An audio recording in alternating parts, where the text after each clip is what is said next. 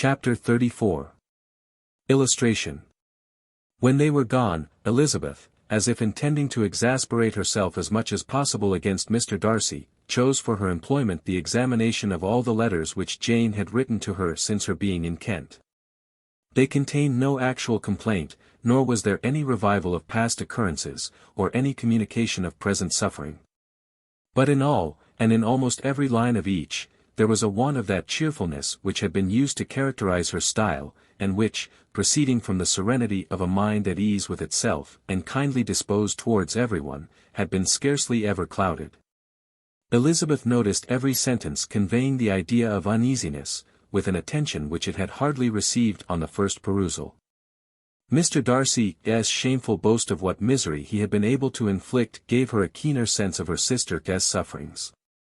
It was some consolation to think that his visit to Rosings was to end on the day after the next, and a still greater that in less than a fortnight she should herself be with Jane again, and enabled to contribute to the recovery of her spirits, by all that affection could do.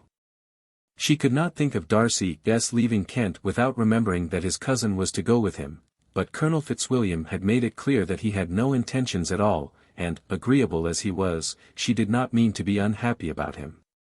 While settling this point, she was suddenly roused by the sound of the doorbell, and her spirits were a little fluttered by the idea of its being Colonel Fitzwilliam himself, who had once before called late in the evening, and might now come to inquire particularly after her. But this idea was soon banished, and her spirits were very differently affected, when, to her utter amazement, she saw Mr. Darcy walk into the room. In a hurried manner he immediately began an inquiry after her health, imputing his visit to a wish of hearing that she were better. She answered him with cold civility. He sat down for a few moments, and then getting up walked about the room. Elizabeth was surprised, but said not a word. After a silence of several minutes, he came towards her in an agitated manner, and thus began. "Degree in vain have I struggled. It will not do. My feelings will not be repressed. You must allow me to tell you how ardently I admire and love you. Plus or minus." Elizabeth's astonishment was beyond expression. She stared, colored, doubted, and was silent. This he considered sufficient encouragement, and the avowal of all that he felt and had long felt for her immediately followed. He spoke well, but there were feelings besides those of the heart to be detailed, and he was not more eloquent on the subject of tenderness than of pride. His sense of her inferiority, of its being a degradation, of the family obstacles which judgment had always opposed to inclination, were dwelt on with a warmth which seemed due to the consequence he was wounding, but was very unlikely to recommend his suit. In spite of her deeply rooted dislike, she could not be insensible to the compliment of such a man's affection, and though her intentions did not vary for an instant, she was at first sorry for the pain he was to receive, till roused to resentment by his subsequent language, she lost all compassion in anger. She tried, however, to compose herself to answer him with patience, when he should have done. He concluded with representing to her the strength of that attachment which in spite of all his endeavors he had found impossible to conquer, and with expressing his hope that it would now be rewarded by her acceptance of his hand. As he said this she could easily see that he had no doubt of a favorable answer. He spoke of apprehension and anxiety, but his countenance expressed real security. Such a circumstance could only exasperate farther, and when he ceased the color rose into her cheeks and she said, "Degree in such cases as this, it is, I believe, the established mode to express a sense of obligation for the sentiments avowed, however unequally they may be returned. It is natural that obligation should be felt, and if I could feel gratitude, I would now thank you. But I cannot. I have never desired your good opinion, and you have certainly bestowed it most unwillingly. I am sorry to have occasioned pain to anyone. It has been most unconsciously done, however, and I hope will be of short duration. The feelings which you tell me have long prevented the acknowledgment of your regard can have little difficulty in overcoming it after this explanation. Plus or minus." Mr. Darcy, who was leaning against the mantelpiece with his eyes fixed on her face, seemed to catch her words with no less resentment than surprise. His complexion became pale with anger, and the disturbance of his mind was visible in every feature. He was struggling for the appearance of composure, and would not open his lips till he believed himself to have attained it. The pause was to Elizabeth's feelings dreadful. At length, in a voice of forced calmness, he said, "Degree, and this is all the reply which I am to have the honor of expecting. I might, perhaps, wish to be informed why, with so little endeavor at civility, I am thus rejected. But it is of small importance. Plus or minus. Degree, I might as well inquire, plus or minus, replied she. Degree, why, with so evident a design of offending and insulting me, you chose to tell me that you liked me against your will, against your reason, and even against your character. Was not this some excuse for incivility, if I was uncivil? But I have other provocations. You know I have. Had not my own feelings decided against you, had they been indifferent, or had they even been favorable, do you think that any consideration would tempt me to accept the man who has been the means of ruining, perhaps forever, the happiness of a most beloved sister, plus or minus?" As she pronounced these words, Mr. Darcy changed color, but the emotion was short, and he listened without attempting to interrupt her while she continued. "Degree, I have every reason in the world to think ill of you. No motive can excuse the unjust and ungenerous part you acted there. You dare not, you cannot deny that you have been the principal, if not the only means of dividing them from each other, of exposing one to the censure of the world for caprice and instability, the other to its derision for disappointed hopes, and involving them both in misery of the acutest kind. Plus or minus." She paused, and saw with no slight indignation that he was listening with an air which proved him wholly unmoved by any feeling of remorse.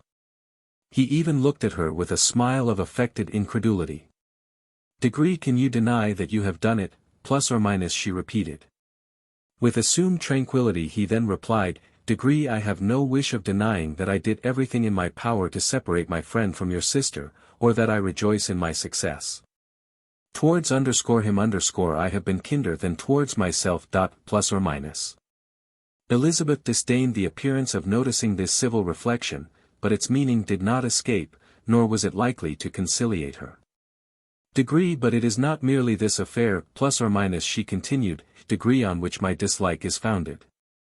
Long before it had taken place, my opinion of you was decided. Your character was unfolded in the recital which I received many months ago from Mr. Wickham. On this subject, what can you have to say?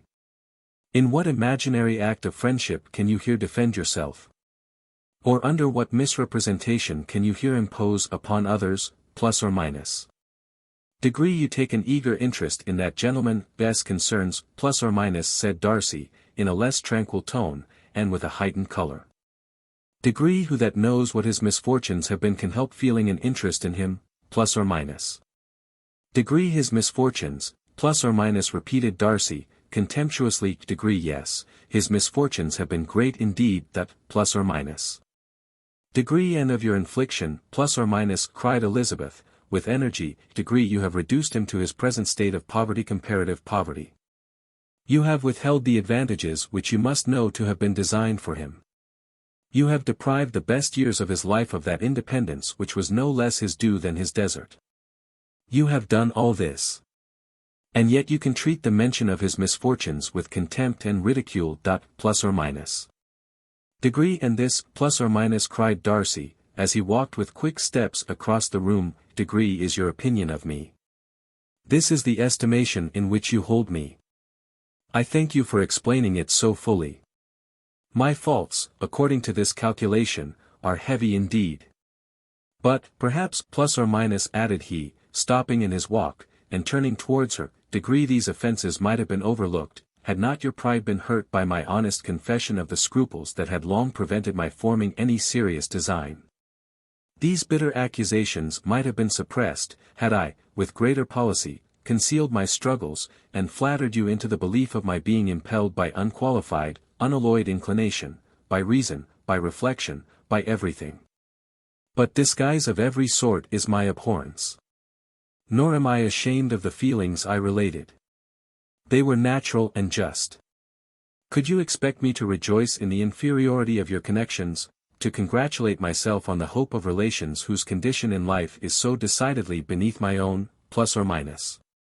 Elizabeth felt herself growing more angry every moment, yet she tried to the utmost to speak with composure when she said, "Degree, you are mistaken, Mr. Darcy, if you suppose that the mode of your declaration affected me in any other way than as it spared me the concern which I might have felt in refusing you, had you behaved in a more gentlemanlike manner. Plus or minus." She saw him start at this, but he said nothing, and she continued, "Degree, you could not have made me the offer of your hand in any possible way that would have tempted me to accept it. Plus or minus." Again his astonishment was obvious, and he looked at her with an expression of mingled incredulity and mortification. She went on.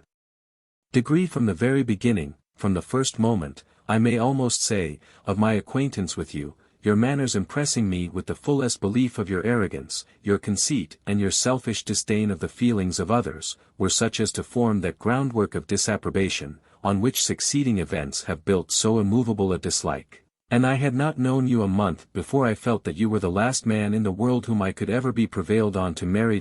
Plus or minus. Degree, you have said quite enough, madam. I perfectly comprehend your feelings, and have now only to be ashamed of what my own have been.